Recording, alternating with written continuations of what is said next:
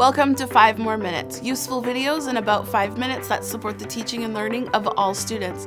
I'm your host, Dr. Shelley Moore, and today's episode is called The Cost of Retrofitting.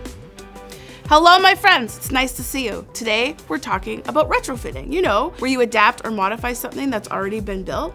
Okay, so here's the story of a building. In 2020, I moved into a new building in downtown Vancouver. I lived on the 25th of 26 floors. This building was built in 2019. It was brand new. It was the apartment that had the lavender mist spritzer, remember? Anyways, if you have been to downtown Vancouver, you know that the ocean is right there. The mountains are right there. It's beautiful. And if you're fortunate enough to access a high-rise, you can imagine that the view is amazing. So this building was constructed by a major corporation who decided after building it to add a rooftop patio so the residents could enjoy it. And they did a great job. It was amazing. Barbecues, lavender couches. It was great. Well, within weeks of being open, the city came and shut it right down. Why do you think? Well, when the building was being built, it had to pass accessibility criteria to get permits approved. But because they added the rooftop patio after the building was built, the elevator went to the 26th floor, not the roof. The rooftop wasn't accessible. The major corporation was like, well, there are currently no residents who have a wheelchair, so the stairs will be fine. Well, the city said, heck no. So what did they do?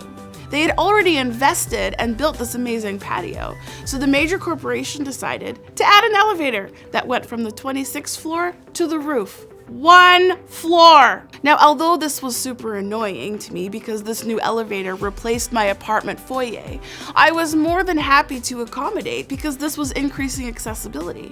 And you want to know what's worse than being annoyed? Exclusion! Okay, so this elevator becomes a major event. We're talking holes in the buildings. We're talking helicopters, huge retrofitting. And all I'm thinking is that this must be costing a gazillion dollars. So when I go down to my landlord and ask, how much is this costing? And she's like, well, I can't tell you that, but I can tell you this.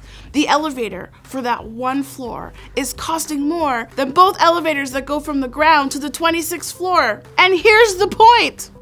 Retrofitting will always require more resources than designing right the first time. If the major corporation had just designed for variability from the start and allowed the elevator go from the ground to the roof, the resources required would probably have been close to the same as just having the elevator stop at the 26th floor. So what can we learn from the mistake of the major corporation? Design for variability first. It will still require resources, but significantly less than retrofitting. And this is why inclusive practices are really moving away from adaptations and modifications as forms of accommodation. A much better approach is just to anticipate the accessibility for all learners from the start as a part of the design. Now, I wish I could tell you that this story was over and that the major corporation learned from its mistake, but no. After the elevator was built and I was so excited to roll my dinner cart up to the roof to watch the sunset on the patio rooftop, I went to use the elevator. It was locked. Locked! So I run down to the landlord and I'm like, what the heck is with the lock? You want to know what she said? Well, it's so expensive, they don't want anyone to use it. I just slow blinked at her.